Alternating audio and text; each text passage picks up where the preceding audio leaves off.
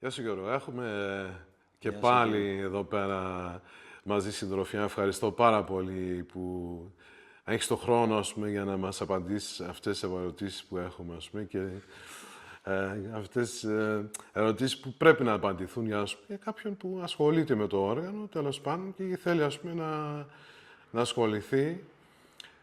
Πρέπει να ξέρει μερικά βασικά πράγματα. Είναι τώρα, ο μαθητής στη φάση του ότι, θέλει να αγοράσει ένα ακριβό, καλό όργανο, το οποίο, θα περιμένει σίγουρα και αυτός κάποια διαφορά από ότι, το προηγούμενο όργανο, που το έχει αγοράσει 1.000 ευρώ, φερειπίνη, 800 ευρώ.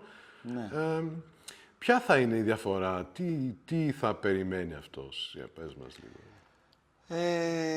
Σίγουρα θα δει μια πολύ ανώτερη κατασκευή από αυτή που έχει. Σε πάρα πολλά γνωρίσματα, από την ποιότητα του σκάφους, είναι ένα αρκετά βασικό γνώρισμα, είτε είναι με πάρα πολλές δούγες και αρκετά σχέδια, είτε είναι κάτι το οποίο είναι πιο απλό. Θεωρητικά το λέμε, φαίνεται πιο απλό, όμως δεν είναι ακριβώς πιο απλό. Έχει τελείως άλλη δουλειά και άλλη διαδικασία και επεξεργασία. Εδώ μιλάμε για ένα παλίσανδρο με κελεμπέκι, χωρίς καθόλου σχέδια. Όμως βλέπουμε ότι μπορεί να φαίνονται λιγότερες οι δούγες, αλλά η δουλειά του είναι, και τα ξύλα που έχουν επιλεγεί είναι αψεγάδιαστα.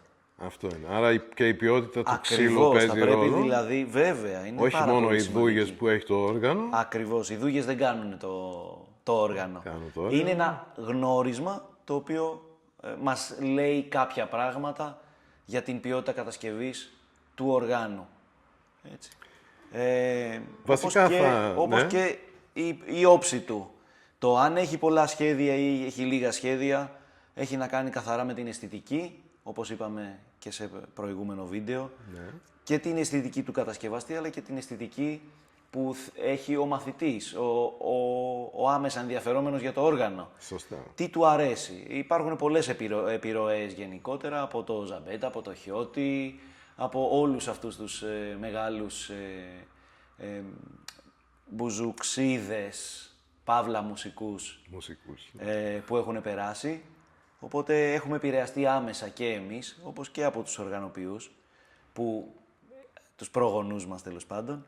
Οπότε κάπως ο καθένας έχει αποκτήσει τη δική του ταυτότητα και τη δική του αισθητική στο πώς κατασκευάζει τα όργανα. Σίγουρα όμως το γνώρισμα και το βασικό, αυτό που πρέπει να κατακτήσει ο μαθητής και ο μουσικός, είναι η αισθητική στον ήχο, να μπορεί να καταλαβαίνει τη διαφορά της ποιότητας των οργάνων, του ενός και του άλλου, ακριβώς, σωστά, αλλά και της ευκολίας που έχει επάνω του, δηλαδή ο τρόπος που κάθεται πάνω του ένα όργανο, ο τρόπος που πόσο εύκολα και αβίαστα παράγει τον ήχο, έτσι, πόσο εύκολο είναι στο αριστερό μας χέρι. Κάποια γνωρίσματα, πολύ βασικά για να μπορέσει να επιλέξει ένα όργανο. Τώρα, όργανα αυτής της κατηγορίας σίγουρα μπορούμε να βρούμε από 1.500 ευρώ και πάνω συνήθως. Πάνω από 1.500. Ναι, πάνω από 1.500. Το όριο δεν πιστεύω ότι υπάρχει όριο. Έχει να κάνει με το όριο του κατασκευαστή, της δουλειάς του, της αξίας του ίδιου της δουλειάς του, έτσι. Οπότε, σίγουρα ένας μπούσουλας θα μπορούσε να είναι από 2.000-2.500 ευρώ μέχρι 3.500-4.000 ευρώ max.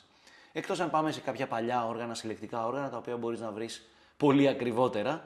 Όμως επειδή μπορεί να είναι παλιά και συλλεκτικά ή κάποιων ανθρώπων που τα είχαν πριν και είναι στρωμένα, φτιαγμένα και ίσως ένα όργανο το οποίο έχει ζήσει αρκετά χρόνια, εκεί κρύβονται πολλά στην επιλογή αυτή.